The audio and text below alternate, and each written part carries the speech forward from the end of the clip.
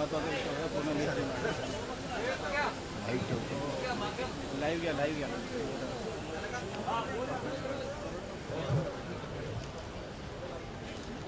सध्या महाराष्ट्रामध्ये इतिहासाचे विकृतीकरण करण्यासाठी काही लोक कामाला लागली आहेत. इतिहास आहे तसा वाचायचा असतो, त्याच्यामध्ये ॲडिशन आणि सबस्ट्रॅक्शन करायचं नसतं. त्याच्यात आपलं अधिकचं आणि वजाबाकी करून इतिहास सांगायचा नसतो. इतिहास आहे तसा घ्यायचा असतो. शिवाजी महाराजांचा जन्म झाल्यानंतर वयाच्या 16व्या वर्षी पहिल्यांदा त्यांनी भगवा झेंडा रोवला. त्यानंतरच्या झालेल्या लढायांमध्ये पहिली जी महत्वाची त्यांची गाठ झाली ती अफजल खानाशी झाली. अफजल खानाला घेरताना त्यांनी काही निवडक साथीदार बरोबर घेतलेले होते. त्यांचे गुप्तहेर जे काही मुसलमानी होते आणि जे अफजल खानाच्या बरोबर होते, पण ते शिवाजी महाराजांना माहिती देत होते. त्यांनी माहिती दिलेली होती की आपला इथे घात होणार आहे आणि म्हणून त्यांच्या हातामध्ये वाघनखं देण्यात आली. ती वाघनखं बनवणारा माणूस होता रुस्तमे जमाल. शिवाजी महाराजांच्या बाजूला उभा असलेला एक अंगरक्षक होता, त्याचं नाव होतं सिद्दी इब्राहिम.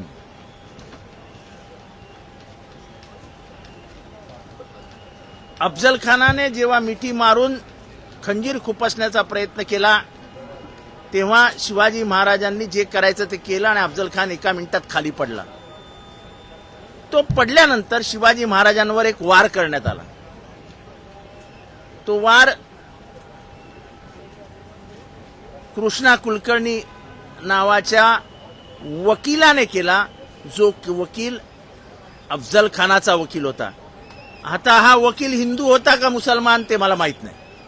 त्याचं नाव मला माहिती आहे, कृष्णा कुलकर्णी.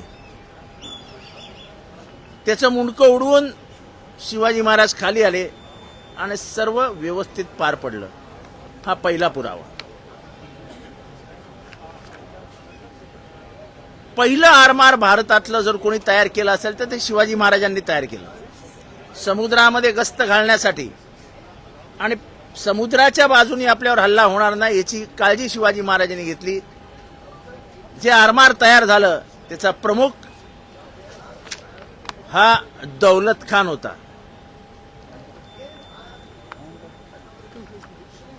शिवाजी महाराज अतिशय अवघड प्रसंगात सापडले जेव्हा पन्हाळगडाला वेढा पडला आणि शिवाजी महाराजांची पन्हाळगडावरनं सुटका होईल की नाही अशी शक्यता निर्माण झाली. तेव्हा नेटाने बाजू लढवून शिवाजी महाराजांना त्या वेढ्यातनं बाहेर काढण्यासाठी म्हणून ज्यांनी प्राणाची बाजी लावली त्याच्यात दोन महत्वाची नावं होती, सिद्दी हिलाल आणि सिद्दी वाहवा. हे दोघं पितापुत्र होते. यांनी नेटाने ही लढाई लढवली आणि अखेरीस पडलेला वेढा तोडून शिवाजी महाराज पन्हाळगडावरनं बाहेर पडले. शिवाजी महाराज औरंगजेबाच्या दरबारात गेले. राजपूत सरदार हे जे शिवाजी औरंगजेबाचे सरलष्कर होते, मिर्झा राजे जयसिंग यांनी तहासाठी म्हणून पुरंदरच्या लढाईमध्ये तह झाला आणि ते तहचं तुम्ही एकदा औरंगजेबाच्या दरबारात या असं आग्राचं निमंत्रण दिलं आणि शिवाजी महाराज औरंगजेबाच्या आग्राच्या दरबारात गेले. तिथे जे काय कटकारस्थान झालं ते त्यांच्या लक्षात आलं. पण हे लक्षात घ्या की त्यांच्याबरोबर एकच साथीदार त्यांनी ठेवला होता, त्याचं नाव होता मदारी मेहतर.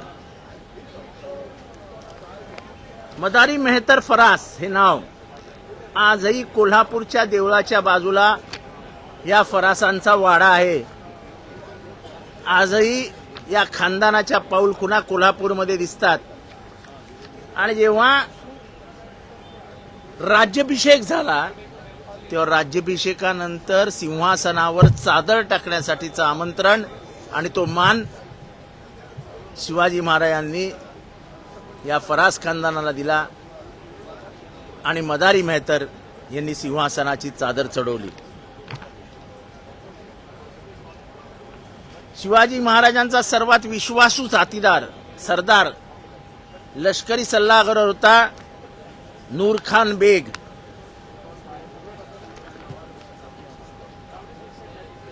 शिवाजी महाराज आणि संभाजी महाराज हे कोकणात जाऊन एका संत महात्म्याची नेहमी भेट घेत असत. त्या संतांचं काय शिवाजी महाराजांच्या जीवनावर प्रभाव होता हे मला माहित नाही, पण त्या माणसाचं नाव, त्या महाराजांचं नाव होतं याकूब बाबा.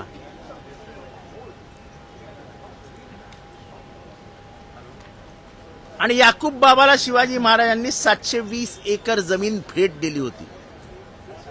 आजही ती कागदपत्र रत्नागिरीच्या कलेक्टर ऑफिसमध्ये उपलब्ध आहेत. शिवाजी महाराजांचा वकील, शिवाजी महाराजांकडे न्यायदानासाठी म्हणून सल्ला देणारा एक अत्यंत हुशार माणूस होता काझी हैदर. शिवाजी महाराजांच्या न्याय प्रक्रियेमध्ये तो कायम शिवाजी महाराजांना सल्ला देत असेल. अशी अनेक उदाहरणं इतिहासात सापडतील की शिवाजी महाराज यांच्याकडे अनेक मुसलमान हे अंगरक्षक म्हणून काम करत होते, त्यांच्या सैन्यात काम करत होते, त्यांच्या तोफखान्यात काम करत होते, त्यांच्या अरमानात काम करत होते, त्यांच्या गुप्तहेर म्हणून काम करत होते. असं सांगणं की मुसलमान शिवाजी महाराजांबरोबर नव्हतेच हे आपलं अज्ञान प्रकट करण्यासारखं आहे. मला वाटतं की विकृतीकरण करत असताना त्या विकृतीला थोडी बुद्धीची जोड द्यावी लागते. मी आव्हान करतो की कोणाची हिंमत असेल तर मी जे हे बोललो आहे ते खोटं आहे साबित करून दाखवावं. माझं आव्हान आहे, आव्हान, चॅलेंज. उगाच महाराष्ट्राचं वातावरण खराब करण्यासाठी म्हणून काहीतरी करायचं हे काही योग्य नाही.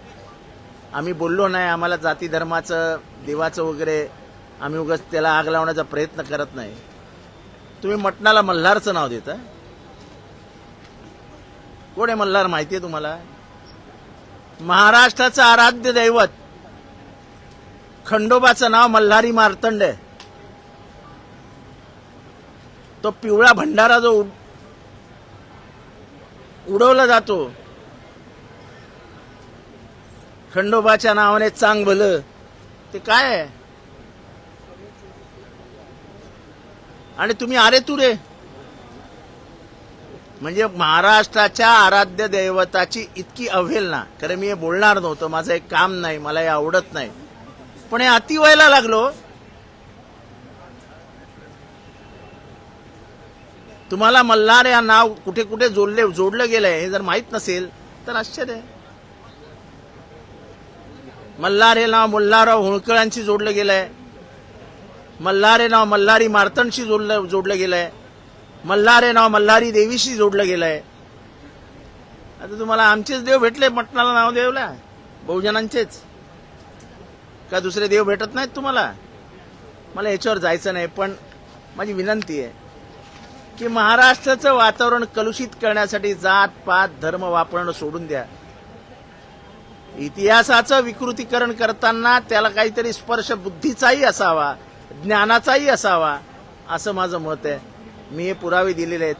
अजून 200 पानांचे पुरावे उपलब्ध आहेत, पण हा वाद वाढू नये म्हणून फक्त महाराष्ट्राच्या माहितीसाठी मी हे पुरावे दिले आहेत.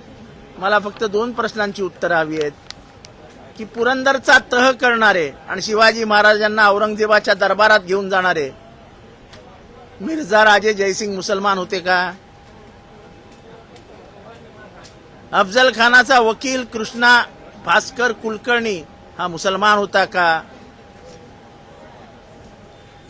अफजल खानाचा दुसरा वकील नारो कुलकर्णी हा मुसलमान होता का?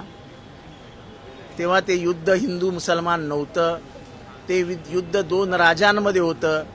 आमचा राजा छोटा होता, सैन्याच्या संख्येने छोटा होता, पण प्रचंड बहादूर होता. त्यामुळे लाख सैन्य घेऊन औरंगजेबाला सुद्धा महाराष्ट्र जिंकता आला नाही. आणि न जिंकलेला महाराष्ट्र उघड्या डोळ्याने मृत्यू समोर असताना उघड्या डोळ्याने तिने बघितला आणि अखेरीस घरी न जाता तो इथेच मेला. मृत्यू जवळ येत असताना प्रत्येक राजाची इच्छा असते की मी माझ्या प्रदेशात जाऊ. आपल्याला माहिती आहे सिकंदर जेव्हा जग जिंकण्यासाठी निघाला आणि जेव्हा त्याला मृत्यूचं सावट दिसायला लागलं तेव्हा तो परत घरी जाण्यासाठी निघाला. औरंगजेबालाही वाटत होतं घरी जावं, पण शिवाजी महाराजांच्या एकंदर कर्तृत्वामुळे, संभाजी महाराजांच्या कर्तृत्वामुळे औरंगजेबाला घरी परत जाता आला नाही. या कर्तृत्वाला सलाम केला पाहिजे की आपलं राज्य सांभाळताना सैन्य किती मोठं आहे बघितलं नाही, तर आपल्या शौर्य, आपल्या चातुर्य, आपल्या गनिमी कावाच्या जीवावर त्यांनी कधीच महाराष्ट्रामध्ये औरंगजेबाला येऊ दिला नाही. हे शिवाजी महाराज आहेत, हे संभाजी महाराज आहेत. त्यांची उंची कृपया छोटी करू नका. 18 पगड जाती जमाती विविध धर्मांना एकत्र घेऊन स्वराज्य निर्माण केलं छत्रपती शिवाजी महाराजांनी. रयतेचे राजे त्यांना म्हणतो आपण सगळेजण. असं कधी कोणी म्हटलं का की हे भोसलेंचं साम्राज्य आहे? जसं पेशवाई आली, पेशवाई एका विशिष्ट नाव म्हणजे जाती धर्मासाठी ओळखली गेली, पण शिवाजी महाराज हे भोसलेंचं राज्य असं कधी म्हणाले का? आजही आपण म्हणताना काय म्हणतो, हे रयतेचं राज्य आहे. रयत म्हणजे काय, तर लोक, जनता, समाज. 18 पगड जातींना एकत्र घेऊन रयतेचं राज्य स्थापन करणारा हा भारतातला पहिले राजे होते ते, आणि त्यांना आपण अशा बदनाम करतो आहोत, याचं वाईट वाटतं आम्हाला. रयतेच्या राजाला फक्त आणि फक्त हिंदूंचा राजा दाखवण्याचा प्रयत्न आहे. असं आहे, तुम्ही कितीही दाखवण्याचा प्रयत्न केलात तरी ते राजे होते, सर्व समाजाला एकत्र घेऊन जाणारे होते. त्याचं चातुर्वर्ण्य, तेव्हाचं कर्मकांड. अरे ज्या लेखानी आपले वडील गेल्यानंतर, शहाजी महाराज गेल्यानंतर आपल्या आईला सती नाही जाऊ दिली, त्यांनी त्या कर्मकांडाला विरोध केला आणि आईला सांगितलं तू सती जाणार नाहीस. ते शिवाजी महाराज होते. प्रथा परंपरा तोडून ज्यांनी महाराष्ट्र राज्याला एक नवीन दिशा दिली, जे पुरोगामी महाराष्ट्र निर्माण झाला, याचा मुक्त जन्मदाता हे शिवाजी महाराजच आहेत.